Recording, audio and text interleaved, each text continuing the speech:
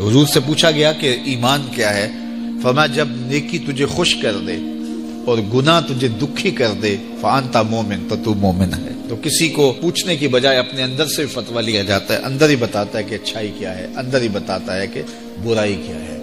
اب وہ کس راہ پہ چلے گا؟ میرے حضور نے فرمایا جنت کا راستہ مشکل اور کٹھن ہے، اور جو جہنم کا راستہ ہے وہ آسان اور آراستہ ہے، شہوات سے سجا ہوا راستہ ہے۔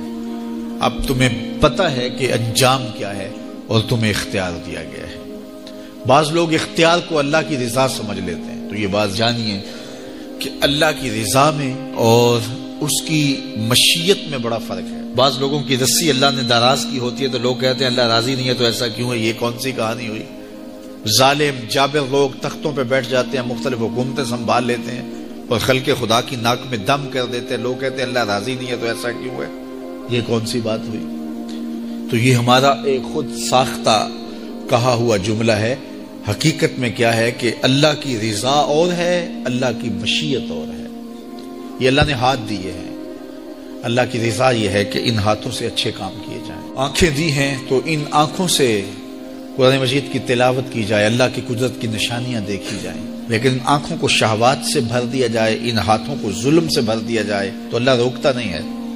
ایسا نہیں ہے کہ بندہ گالی دینے لگے تو زبان ٹیڑھی ہو جائے، ایسا نہیں ہے کہ بری نظر سے آنکھوں کی بینائی کمزور ہو جائے، ایسا نہیں ہے تھپڑ مارنے لگے تو ہاتھ رک جائے، ایسا نہیں ہے کہ وہ میں خانے کی جانب چلنے لگے تو پاؤں کی انگلیاں ٹیڑھی ہو جائیں، چلا نہ جائے، ایسا نہیں ہے۔ یہ اللہ کی مشیت ہے، اس نے قدموں میں طاقت رکھ دی، جدھر جانا چاہیں جائے، اس نے اختیار بھی دیا ہے، لیکن یہ اس کا دیا گیا اختیار ہے، یہ اس کی مشیت ہے، لیکن اس کی رضا یہ ہے کہ یہ قدم اٹھیں تو مسجد کی جانب جائیں، یہ قدم اٹھے تو دکھیے کی مدد کے لیے جائیں، رزق حلال کمانے نکلیں، یہ زبان بولے تو قرآن کی تلاوت کرے، یہ لب کھلیں تو احادیث رسول کے نغمے ہوں، خیر خواہی کے کلمات ہوں، مخلوق خدا کی بہتری کی بات ہو۔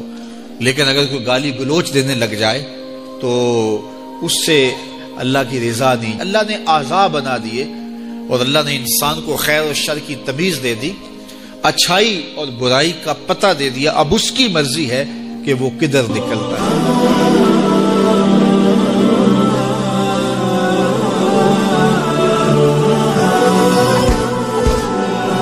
وہ ہے کہ جو خواہشات کے سائے میں جیتی ہے، پروان چڑھتی ہے، بڑھتی ہے، وہ بہائم ہیں، اور ایک مخلوق وہ ہے کہ جن کی تسبیح، ذکر، سجدہ اور قیام ہی غذا ہے، اور یہ تیسری مخلوق حضرت انسان ہے کہ اب یہ اس دوراہے پہ کھڑی ہے، چاہے لڑک کے ادھر چلی جائے، چاہے پرواز کرے تو فرشتوں سے بھی آگے گزر جائے۔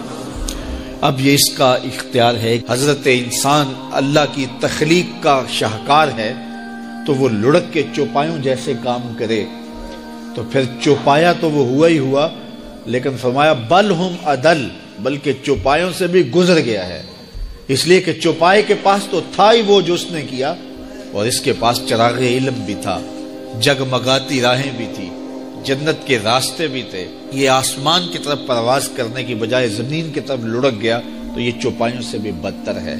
اور اگر یہ دوسرا راستہ جو کہکشاؤں سے بھرا ہوا راستہ ہے، نور و نکھت سے سجا ہوا راستہ ہے، اس خیر کی راہ پہ گامزن ہوتا ہے تو پھر فرشتے بھی اس کی قسمت پہ رش کرتے ہیں، پھر فرشتوں سے بھی آگے گزر جاتا ہے۔ یہ اللہ تعالیٰ نے ہر طرح سے راہیں اس کے لیے اجال دی ہیں، فطرتاً بھی اور انبیاء اور رسل کے ذریعے بھی، کتب کے ذریعے بھی، صحیفوں کے ذریعے بھی، مصلحین کے ذریعے سے، عقل و فہم جو دیا گیا اس کے ذریعے سے۔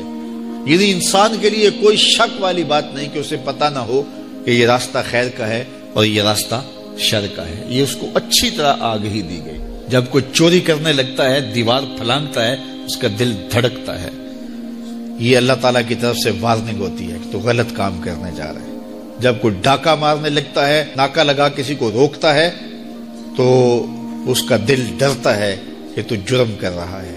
جب بدکاری کو کرنے لگتا ہے تو اس کا دل ڈولتا ہے کہ تم غلط کام کرنے جا رہے ہو۔ جب کوئی کسی کو قتل کرنے لگتا ہے تو جب وہ مقتول پہ حملہ آور ہوتا ہے تو دل ڈولتا ہے کہ تم غلط کر رہے ہو۔ حتیٰ کہ دیوار رکھتے ہوئے ہمسائے کے 2 انچ بھی دبانے لگے تو دل ڈولتا ہے کہ تم غلط کر رہے ہو. یہ جو تیز تیز دل دھڑکنے لگتا ہے گناہ کرتے ہوئے، تو یہ اللہ کی طرف سے اسے بتایا جا رہا ہوتا ہے کہ تم غلط. حضور سے پوچھا گیا کہ ایمان کیا ہے؟ فرمایا جب نیکی تجھے خوش کر دے اور گناہ تجھے دکھی کر دے فانتا مومن، تو تو مومن ہے. تو کسی کو پوچھنے کی بجائے اپنے اندر سے فتویٰ لیا جاتا ہے.